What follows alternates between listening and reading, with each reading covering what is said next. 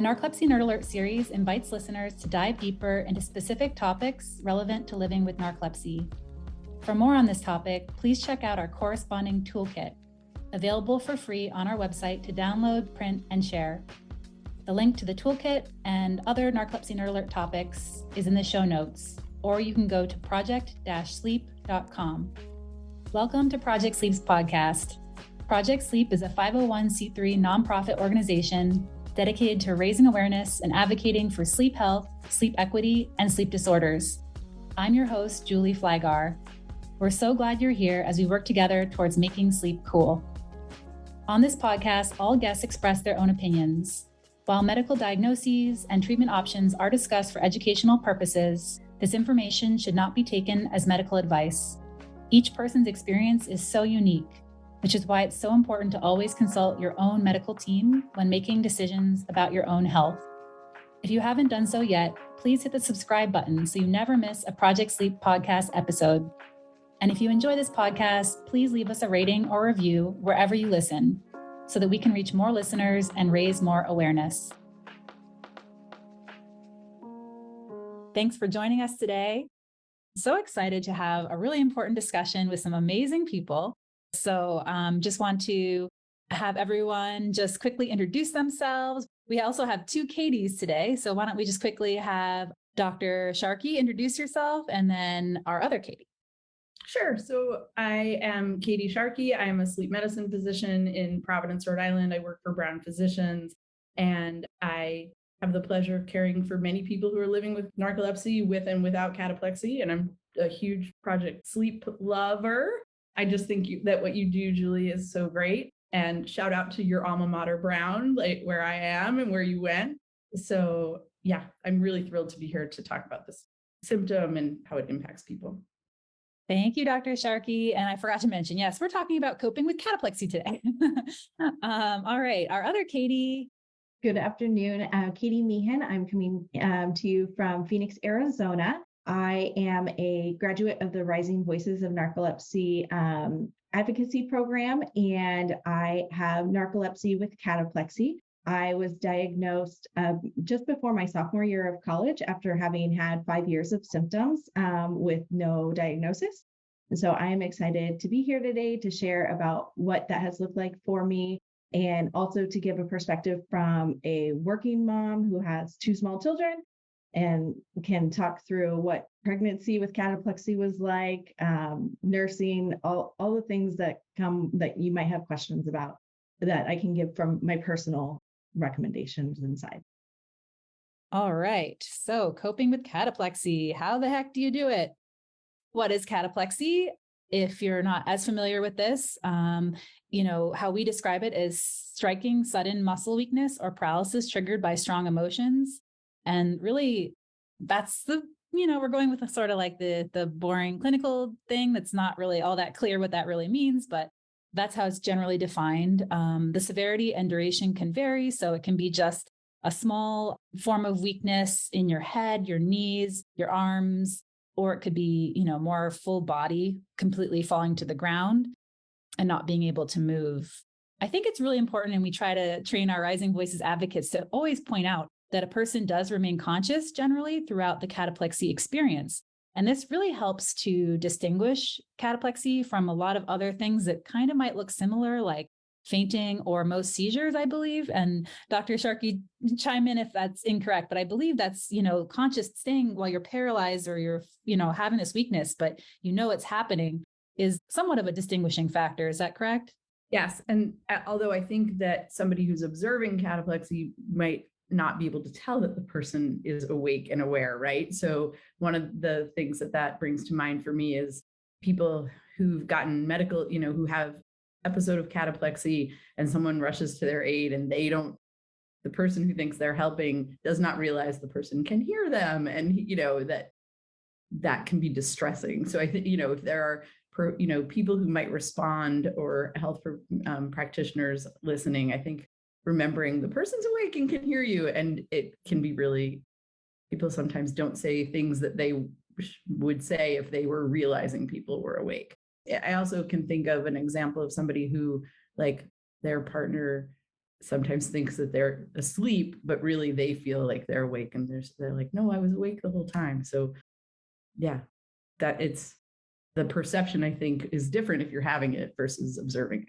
Right. Because it can be that full body. So your eyelids are muscle and they can close, right? So it might look quite calm and peaceful. I don't think entirely. For me, it's usually a little bit more jerky, fighting the cataplexy up and down and like, bobbing my head more than a complete. But if it is complete, it might look like the person's asleep or passed out. Right. I like to point it out because I also think when people think of narcolepsy as somewhat of a joke or not a really serious thing, to explain to someone that you're conscious, that you're awake in a body that's not moving and not able to command the way that you want to, like move a finger, move a toe, and like nothing's moving, is I think a really scary and startling experience. I wouldn't wish upon anyone, really. So yeah, just to point out, about 70%, we believe, I don't know, we see different statistics now about type 1 versus type 2. And so cataplexy is a distinguishing factor of type 1 narcolepsy as opposed to type 2, where generally there is no cataplexy. I think that's pretty accurate for the most part. So let's see. All right. So what does cataplexy look like? And I know we have Katie Mehin with a lot of personal experience too. I remember, Katie, one of your stories from Rising Voices. So many, but in your dormitory and some of how cataplexy first showed. So do you want to share about how you first saw some of the symptoms? Yeah. So I started showing symptoms in high school. And at the time, my doctor was my pediatrician, and she just equated it to being clumsy as a teenager and it like being tired as just also being a typical teenage thing. And so when I got to college, I was used to falling. My muscle tone weakness was typically in my knees. So I would just kind of lose muscle tone and kind of drop to the ground. I've never had a full episode where it's my whole body, but I would drop to the ground. So like if I'm walking out my dorm room door and someone is on the other side and I didn't expect them there, it is likely I would drop to the ground. And so in those experiences, all these new people were seeing me fall all the time and not understanding why I was falling. So I was having. Katie, when you were falling, was it like you were dropping down to your knees, sort of? I had kind of trained myself to drop into like a crisscross applesauce position. So it was like I would feel the muscle weakness in my knees and then just kind of know like, okay, I need to like separate my legs so that when I fall, I'm going to fall safely versus like just topple over. That is so innovative for having had to deal with it, I guess, for so long, unmedicated and without knowing what it was. Yeah. But I think that's what, I mean, I've had many people tell me that, right? That they can tell that it's going to happen, like that they can make themselves safe before they don't, can anticipate it so they don't get hurt.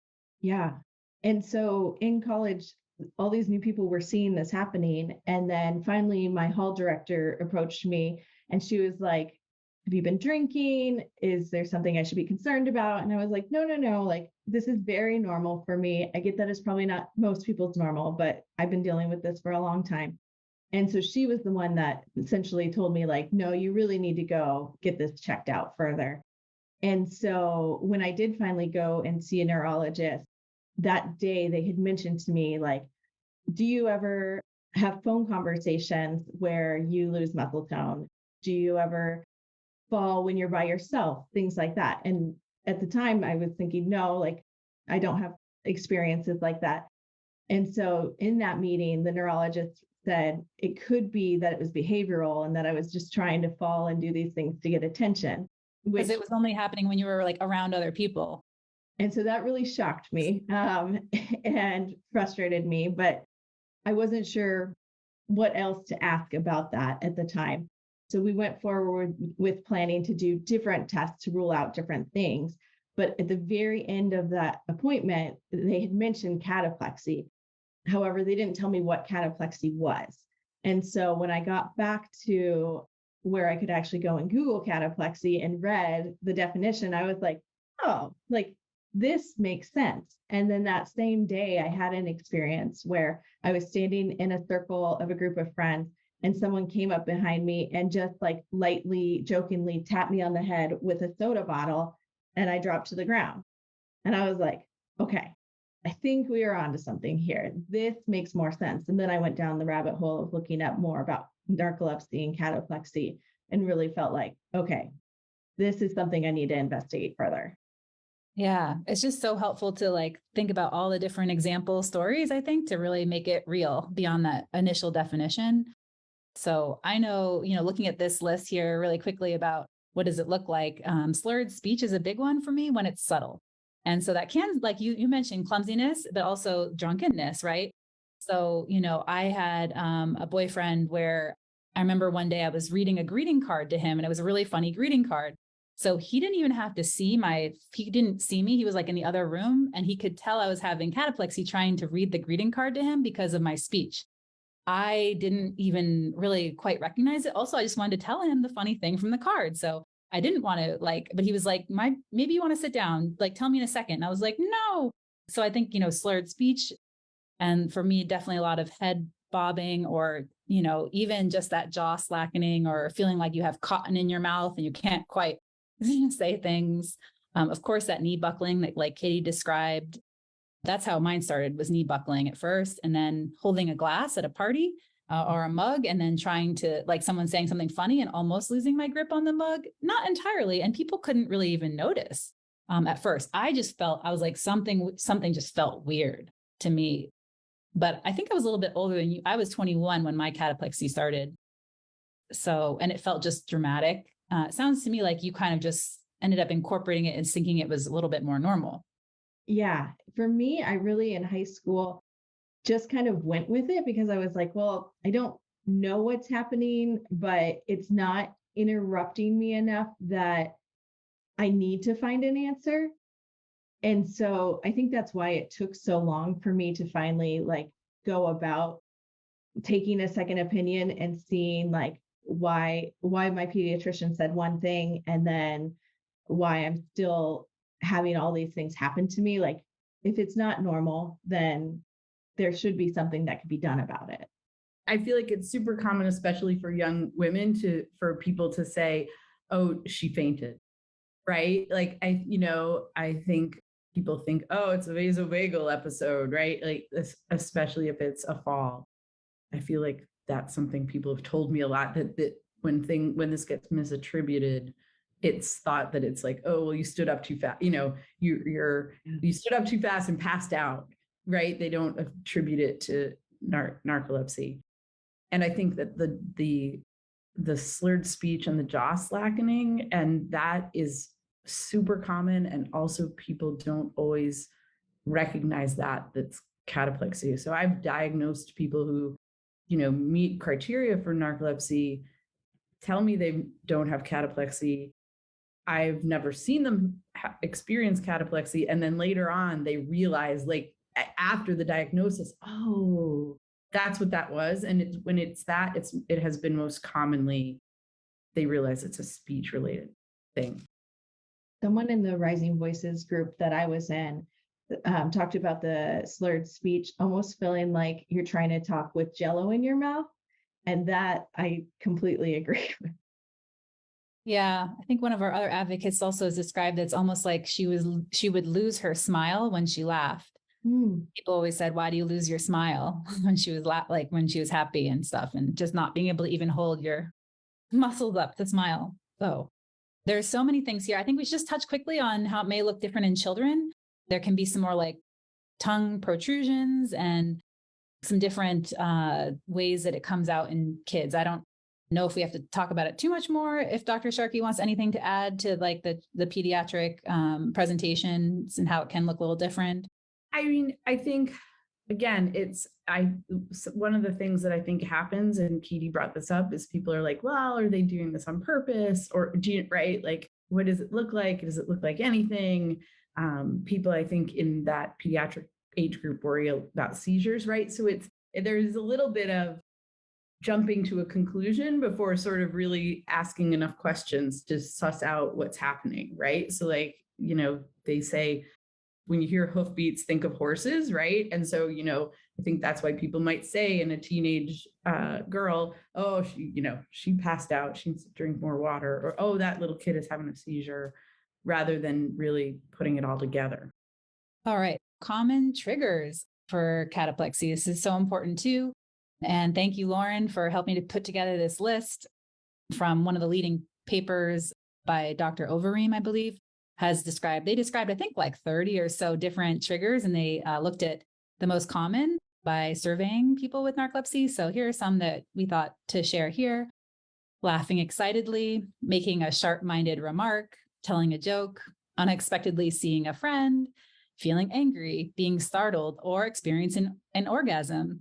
And we definitely wanted to include that there. I don't think it's always actually included in every list you see, but I know that was a big part of my experience initially, when I was initially writing my book, I'll just share this. I did not include that I was experiencing like my head falling back, that same weird sensation in my head of cataplexy with sexual excitement. And then as I wrote my book, I just felt that when I did tell people, they were like, oh my God, not your sex life. And I was thinking, actually it's harder for me to like be afraid of walking across a room holding a cup of coffee, or, being on an escalator. There's a lot more, or swimming. Like there was a lot of places that experiencing cataplexy scared me a lot more than being in bed with my boyfriend. However, it's an interesting reality. And so after I spent a few years alone with the text of my book before I published it, I ended up getting extra honest and including that in my book. And I'm glad I did, because I think that is a part of it as well. But there are a whole list here. That's so important. I just want, again, I'll pop in and say, I think that's super important though, because sometimes people have some symptoms or they've experienced cataplexy in one situation, but not another. And I always try to educate people about this, because it's better to find out by someone telling you, I think, than having to experience it for the first time. And, when you're intimate with someone, that might be something you'd want them to know ahead of time, perhaps, right? Like so I think I get where the sort of wanting to be discreet or keep your privacy, but at the same time, you're very, you're a warrior and you're such a great role model for people. But I think really being honest, that's critical. If we don't tell people how you want them to find out, I'd rather tell people. Yeah. And there's the element of surprise, I think, in here. And like people have told me it's if they're laughing, but only if it's like really funny. You know what I mean? Right? Like it's not like a ha-ha, but it has to strike them as funny. But I'll let Katie pop in. Yeah, I was going to say one of the common triggers on here that I didn't anticipate was the anger. And I was a hall director in grad school, and I would have to confront situations with students that were not doing appropriate things. And I distinctly remember one night our dorm had a basement, but you could see into the basement, and I could hear loud music coming from it. And I was coming back from just being out and about. And I'm like, okay, I don't want to have to deal with this, but I know I need to. So I went up to the window to confront the party, and I had an RA inside confronting the door. But when I was addressing the students, I was very loud with them, telling them to turn off their music and like get their IDs out, things like that. But I was shaking while I did it. And so one of the students like stopped me and he's like, "Are you okay?" I was like, "Yes, I have a condition called cataplexy, and you are making it like rise up right now. Could you please just follow my direction and do what I'm asking you to do?" But it was one of those times that I was like, oh, okay, like this is very much like triggering my cataplexy, but I also need to be able to pull it together so that I can like keep doing what I need to do for work. Yeah. I think so much of it, in my opinion, is around communication. And that your example points to that communication, especially about layers of communication, irony, or, I know for me, like talking about anger or annoyance, I often think of it as more like, and when I'm annoyed, that like in the library of law school, some people were being really loud and you're not supposed to be.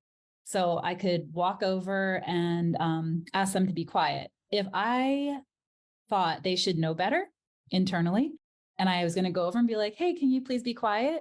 nicely, but underneath I'm judging them sort of. I couldn't do it without having cataplexy. I had to reframe my thinking to think they genuinely don't know they're doing anything wrong. and I just have to communicate with them. And if I went in with that very genuine intention of just communicating without the judgment or the annoyance below it, I was able to do it without cataplexy. So it's a strange workaround, but I think it's a lot around communication of layer, irony, telling a joke, thinking I'm funny, knowing I'm about to be funny. Oh no. As I know, the worst for me a lot more than like people think, oh, if you watch a movie or something funny, it's more interpersonal connections, inside jokes with close friends, stuff like that. Yeah, that's so interesting, right? Like because I think there are times where it's a great skill set to be able to depersonalize, right? Like it's personal when you're like, well, I have this test that I have to study for, and you guys are being loud in the library, and it is very emotional. And it's probably healthier, right? Like psychologically to not have to feel that you know what I mean? Like for it to take up so much of your emotional energy when they're just being not considerate in the library. On the other hand, I think that's great, right? We could all probably take a page out of that book. You know what I mean? To sort of Yes, I do. things. On the other hand, not in my personal patient experiences, but I know I've read about people saying that they really a lot of times feel like they have to avoid things like, that it can build barriers too, right? So in one sense, I see this very adaptive, something we could all probably stand to do better when we're just going to speak our mind. But on the other hand, you hate to think people are shutting down or somehow not fully engaging in places where they would ordinarily do so. Yeah, I know for me, sports is a big one because of the excitement and probably, I think, yeah, something to do with your ego and thinking that you're good at something. So I play a lot of tennis now in the night, which is when my cataplexy tends to creep in towards the evening. And so if I know I'm about to hit a good shot, that can sometimes, I won't drop my racket or completely fall to the ground, but I loosen my grip and then my shot doesn't go in. It's not the end of the world.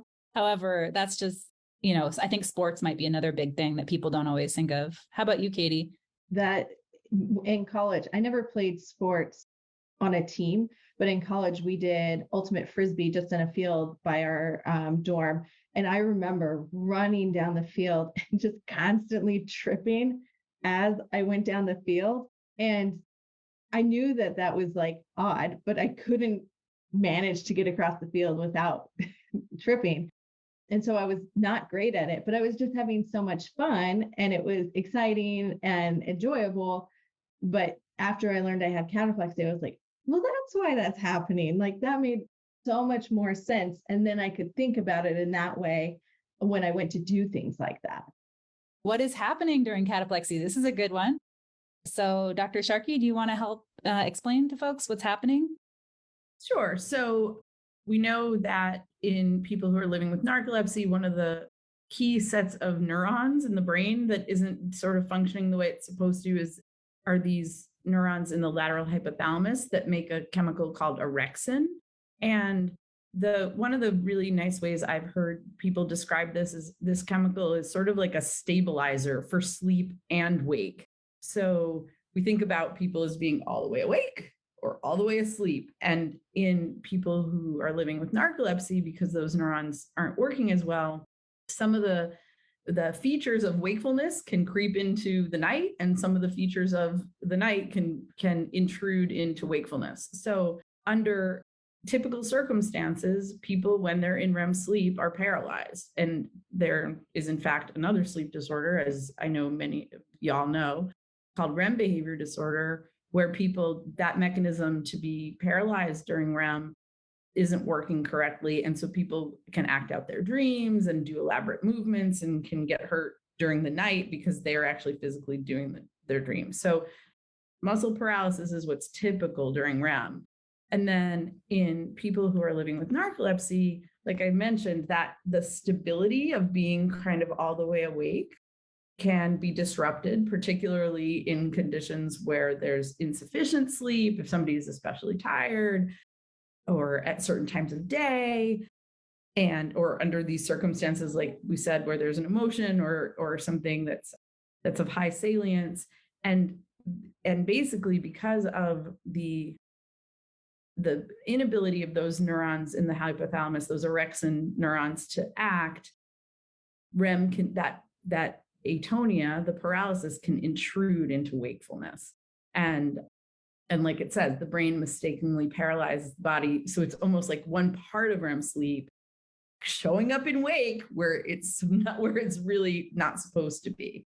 I hope it makes sense to folks. And I think it also I think it's also important for people to realize that people who are living with narcolepsy often don't have great nighttime sleep either. And so that's, I think, not as well known a fact about narcolepsy that I think is worth mentioning, right? So this, like, you're sleepy because you're sleepy, but also if you're sleepy because your sleep at night is not that terrific. Yeah. Does that make sense? Yeah. In a way that, it was kind of put to me that it's somewhat of a theory, but I think it's a helpful one, is to describe that, during dream sleep, thoughts and emotions are going through any person's brain, and that perhaps those emotions of those triggers that we just described could be that your brain feels as emotion and thinks, oh, it's dream sleep. Let's go and let's paralyze your body for that dream sleep, only inappropriately while you're conscious. So I know it's somewhat of a theory and it's not fully understood entirely why those particular emotions seem to be triggers for cataplexy, but I always thought that was helpful as well. I 100% agree. And we know that REM is involved in emotional regulation processes. Again, Julie, it's complex. And, I always tell people, I do like the sort of all the way awake, all the way asleep analogy, because once you start to realize that there's a gajillion different networks in the brain doing lots of different things, some of these phenomenon that seem very unusual start to make a lot of sense, right? So like most of the body or most of the brain's going along doing all the wake stuff, and then that one network isn't doing exactly what it's supposed to, getting triggered with emotion, just like in REM, and starts doing the wrong thing at the right thing at the wrong time. How about that? The right thing under the wrong circumstances. I like to describe the symptoms of narcolepsy a little bit as like a pressure towards REM. And sometimes I wonder what Katie thinks about this. Like, I feel like, especially when I'm really tired in the middle of the day or something. And let's say when I was working now I work from home, which is much more convenient. But when I worked in an office building and I was taking naps in my car, I would feel really sleepy and I would start walking towards my car and I would think, please don't let me see a friend. Please don't let me see a friend, because I felt my brain was wanted to go into REM either way, through cataplexy. If I saw someone and it caused an emotion, which caused the trigger of the paralysis, or I was going to get to my car and then I would take a nap, which I think was always very dream REM filled. So I like that kind of, it's like that pressure toward, I don't like experiencing, but I like that thought of, it's kind of this, my brain just wants to go towards REM more than it should. Katie, is that your experience, that sometimes like your sleepiness and your cataplexy or? Yeah, definitely. The more tired I was, the more cataplexy I was experiencing, and in multiple ways. Like usually if it was early in the daytime, it would only be the slackening of the muscles in my knees. But if it got towards the evening, it like the slurred speech came out. I would feel muscle weakness in my arms. So I would definitely experience it more the more tired I was. One thing I forgot to mention, and when we were talking about triggers, sorry to go back, but something that just a pet peeve of mine is often people describe these as strong emotions. And I just want to point out that I really believe that a lot of these things are often very subtle. And so one of the initial experiences I had was waiting at a crosswalk for the walk signal, and had the walk signal, and then I start crossing the street, and then a car almost took the right-hand turn into the lane. Hey, would I call this a strong emotion? Not at all. Everyone knows that feeling where you just kind of give the car a stare, like, don't you dare come in my lane. It is not a big deal. It was nothing I'm writing home about or like telling anyone about. It doesn't matter at all. But that's a very subtle, in my opinion, emotion. And that triggered my knees to buckle. So I just kind of want to dispel that a little bit, because my opinion, when we talk about strong emotions, or sometimes people only say like positive emotions are a part of it, but it's not just positive. So that's just one thing I forgot to mention back here. Katie, do you have that? Do you want to stay on this at all, Julie? Because I definitely think that that's, and sort of what's a strong emotion to one might not, in some ways, how you feel is how you feel, right? And clearly it's going through this pathway that, like you said, is kind of pressuring towards the REM, all of the REM phenomenon. Yeah. So I understand the sort of objection. Yeah, it doesn't have right? to be like the biggest surprise or the biggest annoyance, or, it's not like we're out there like super like, nah, you were trying to come in my lane. It's just like, don't you dare. And then I felt it. So yeah. One of the people I have the pleasure to care for realized she had it when she realized there were people she couldn't talk to on the phone without, like, it was confrontation. It was like exactly like you just described, Julie, but she's somebody who would have said, I don't have it. And then finally was like, I think I do have it. So. And then do you ever want to tell those people you're a cataplexy trigger? I mean, right? A good way, like with my best friend, it's like, it's a good way. And then other people, it's not a good way. Are you facing sleep issues or a sleep disorder? Project Sleep is now excited to have the Sleep Helpline, a nonprofit-led free national helpline providing personalized support and resources. You can reach out today to speak with a compassionate resource specialist who will listen and help provide accurate sleep disorders information, resources to help navigate daily living and the healthcare landscape, and connect you with a certified sleep center and patient support organizations. Contact the Sleep Helpline at 1-800-819-2043 or by filling out a form on our website at project-sleep.com. How do you evaluate it? How do you treat it? I'm interested to hear Dr. Sharkey's perspective. I don't think I've ever really had cataplexy in front of my doctor too much, because it is much more like with my friends and family and all that. But I think that's probably, you mostly can just like, you ask people and hopefully you can like suss it out, like find the cataplexy in what people describe, as a patient's learning from the doctor and, looking for resources and better understanding it. So, if you hadn't already had a sleep study because of, let's say, we kind of wrote possible sleep study because we were thinking, well, maybe you already had a diagnosis of narcolepsy, but you didn't think you had cataplexy. You might not need to have a second sleep study just to determine you have it. But if you haven't been diagnosed at all yet, yes, you would have to likely go through a 24-hour sleep study to get evaluated to see if you have type 1 narcolepsy and whether or not your brain was going into that REM sleep during the MSLT, the daytime nap test. So just a reminder, there's no cure, but treatments are available, which have been very helpful. I know for me, I'm sure Katie can speak to it. Some of the treatments that are FDA approved for cataplexy include different oxybate therapies that you take at night, also a histamine-directed therapy, and some of the initial treatments before those ones are more recent and approved, yay. A lot of people also antidepressants because I believe they suppress REM sleep. So all three of those, types of therapies are all really important to help different people manage cataplexy. So yeah, I lucked out. I was diagnosed and quickly started treatment to help manage my cataplexy. Katie, what was your experience with that?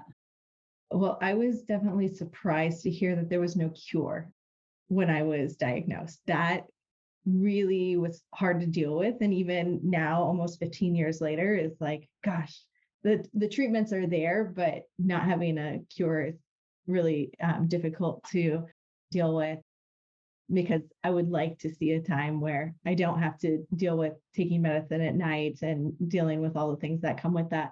When I was originally diagnosed, I was offered the nighttime medicine option, but was not able to do it because of the job that I had at the time. I needed to be on call in the evenings. And then I did try another steroid type option, but it just didn't work for me. And so I went another 4 years without medication. And then it was when I finally was working full time and then also having to commute to my full-time job, that I was like, I have to find something that will work. And that's when I started the nighttime medicine.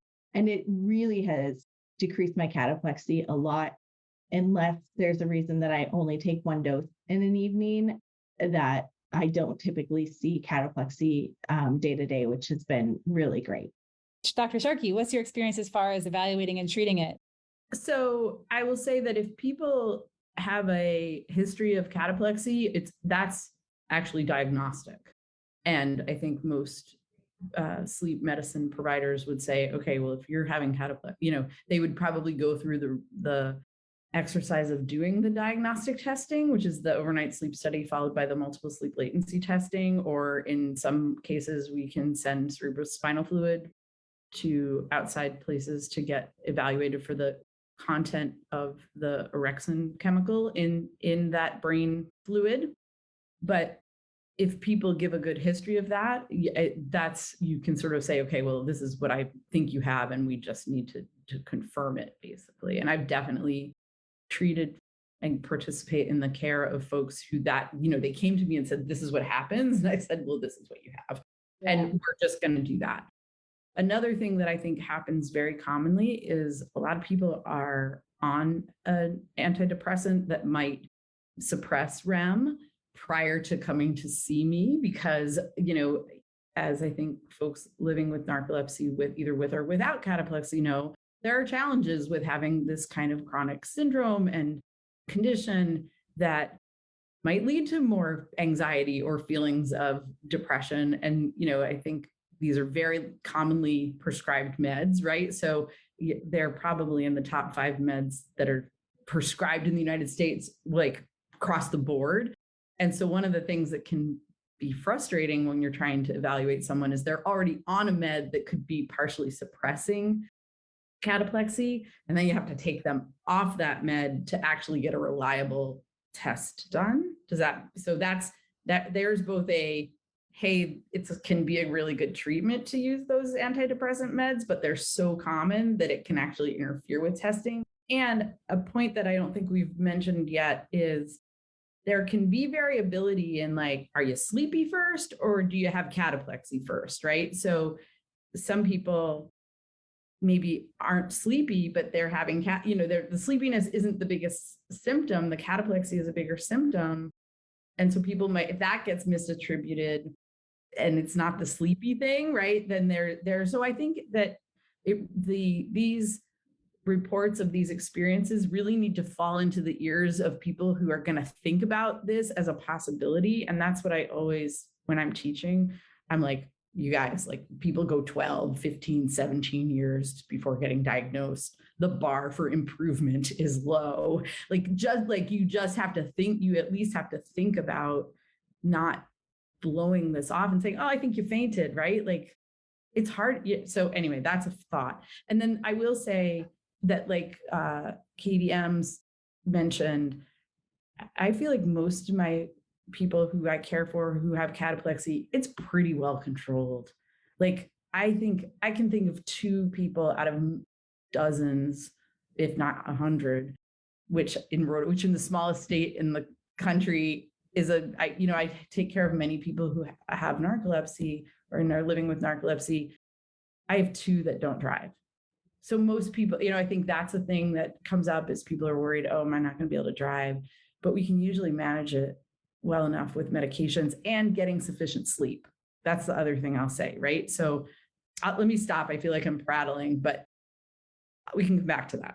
Yeah. Oh, well, that brings up a lot. I think driving, for me, the bigger concern, I think people might be more concerned about cataplexy, but for me, it's more about wakefulness, and that driving is one of those activities that's really boring for anyone, rather than experiencing cataplexy when I drive, unless someone's telling me something really funny or I think I'm funny. Possibly, maybe, but yeah. Startle. There's one person who I think they would be able to drive, except we've not been able to fully get rid of when someone comes in, you're like, what are you doing in my lane? Kind of, but instead of being in the crosswalk, yeah, you're in the car. Yeah. Some reason that doesn't seem to get to me because I'm certainly driving in LA, but yeah, and it can be managed to some degree. Katie, did you want to add anything? I would say the startle in the car, I will get startled, but not enough to lose full weakness. But I can definitely see where someone would experience that and be like, oh no, this is not something that I want to deal with right now. Yeah. And quickly want to mention that there are some rare cases where you can have cataplexy with other conditions, very rare conditions like Prader-Willi syndrome, pediatric neurological condition.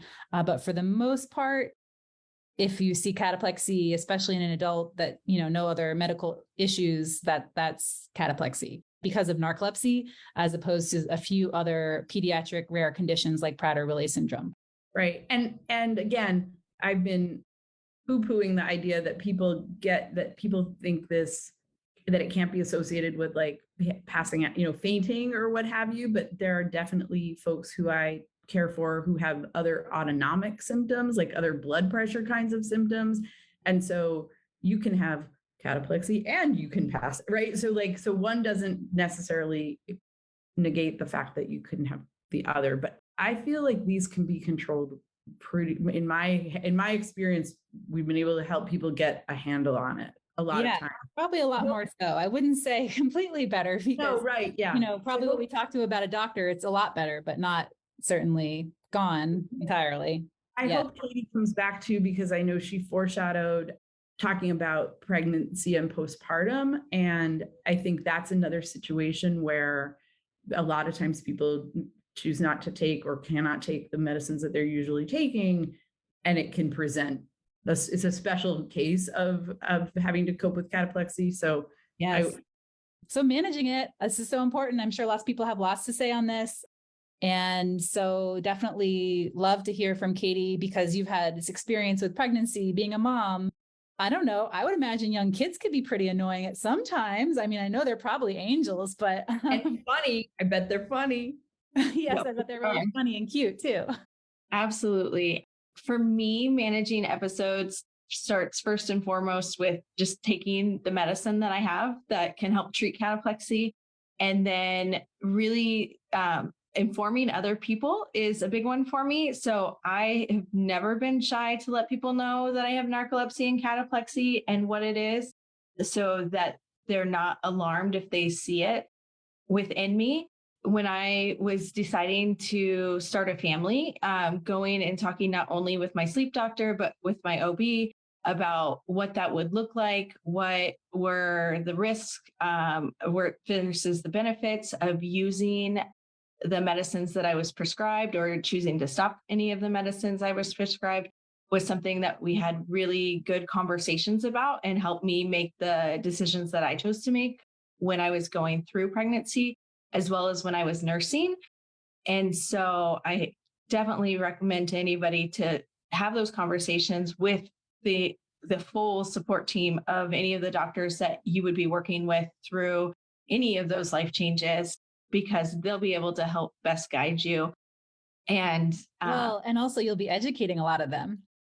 Right. Yeah. With my OB, definitely. I think when I went into labor and delivery the first time, I told the nurse that I was going to be working with, I was like, my biggest fear is that I'm going to have cataplexy during labor. And how am I going to push this baby out if I have cataplexy? Because I went in at like 9 p.m. the night before my son was born, because my water had broke, but I didn't have him until the next day. So I did not have my nighttime medicine that night. And so I was very concerned about it. And she was great. She was like, if we have to use suction to get the baby out, we will use suction to get the baby out. Everybody will be fine. But she's like, you just let me know what you're experiencing and we will work together on it. And it was fine. I didn't have issues with it. I think I was so focused on the end goal that I was able to just overcome the cataplexy and work through it. And so then when I had my second son, it was so much less fear going into labor and delivery, because I knew what to expect. And I also had been able to take my medicine the night before. So that was nice also. What about as a parent? How do you manage cataplexy? Do your kids know about it? Yeah, so my kids do know about it. They haven't seen it too much. They'll see every once in a while me do like a drop towards the ground. But since it's so well managed, they definitely, compared to like my friends in college would yell timber after I fell, which was something we normalized. It wasn't something that they were doing to be rude or anything. But it's one of those things that I think if they saw it, they might not know exactly what it is. They more know that mom is tired all the time and needs an earlier bedtime than them. Yeah. I mean, managing cataplexy is like, I love how you describe first taking treatment, informing people. These are just really, really important. And it can be just so day to day. And sometimes you don't feel like educating everyone. Like when I play tennis with a new person, and I might have a little bit of cataplexy, and because I think I'm good at tennis, and also because the tennis court in particular is not a spot I would like to have it, because it's not, you can't get to a wall very easily. Like if you're in the middle of the court, you're kind of on your own out there. And so I don't always feel like, educating everyone is, even as, my role as Project Sleep's leader, I don't always want to be in education mode. But as Katie said, I think it is really important to tell people. So I generally do. I'm not sure they quite understand, but I was playing tennis the other day with someone, and I said I might have some cataplexy, this kind of muscle thing. And he said, like, what should I do? And I said, well, at most, I'll probably just stop like playing and just stand still, because that's how I kind of like freeze myself. And I just stop playing the point and just stand there and kind of teeter. And I said, just don't engage me. Don't be like, are you okay over there? Because I was afraid that emotion might kind of keep triggering it. It's just to be calm and let me just stand there and not to engage me, which is, maybe counterintuitive, because maybe he'd like think to come to my rescue or try to communicate with me, when the communicating would only make it worse in the moment. So, I think that kind of way I just kind of stop physically.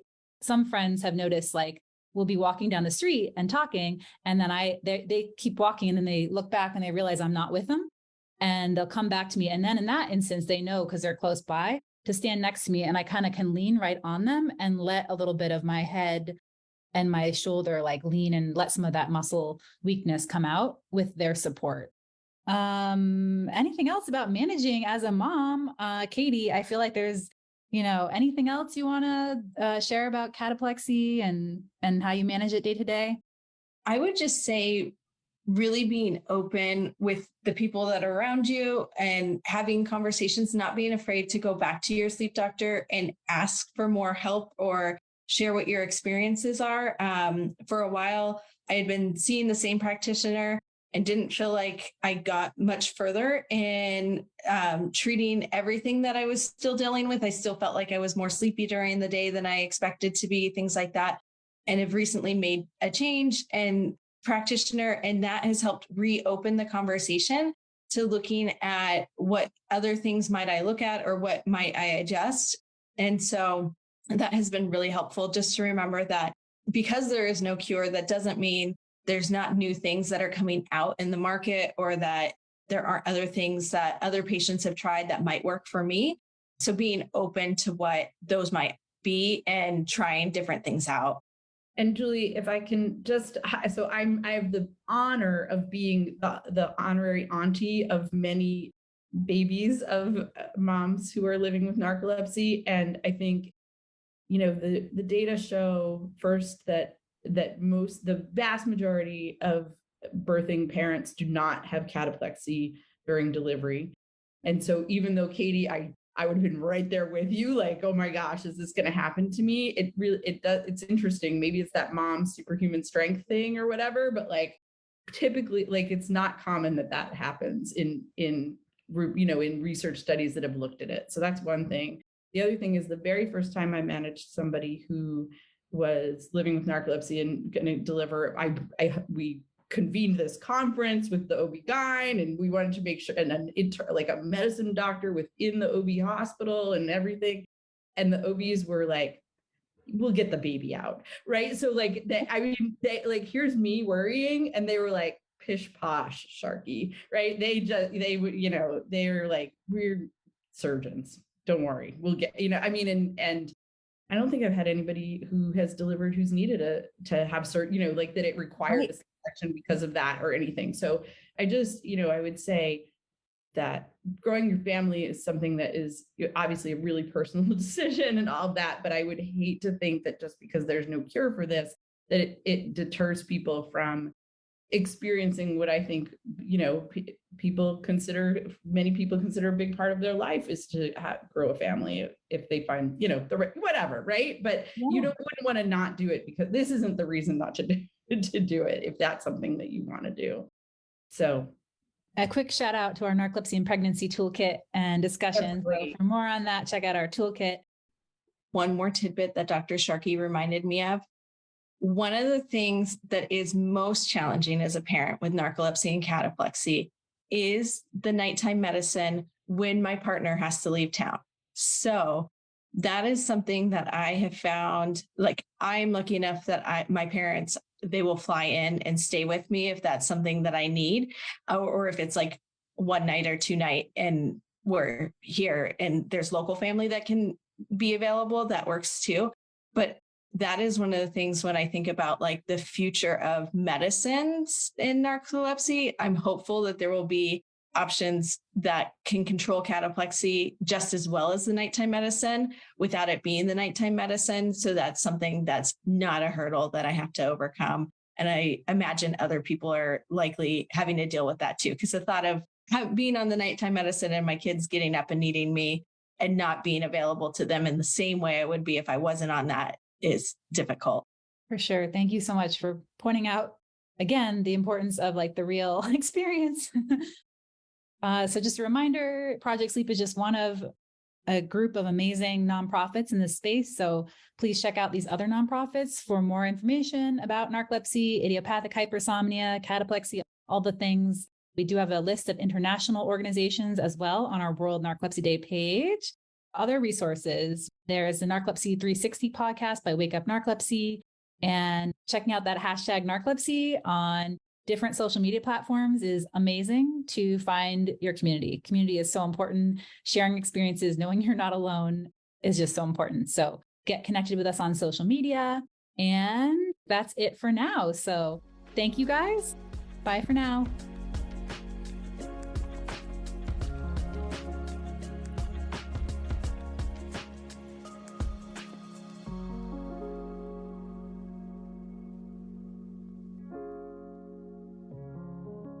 The Project Sleep podcast is produced by Carver Sound Productions. For more information on podcast production services, visit carversoundproductions.com.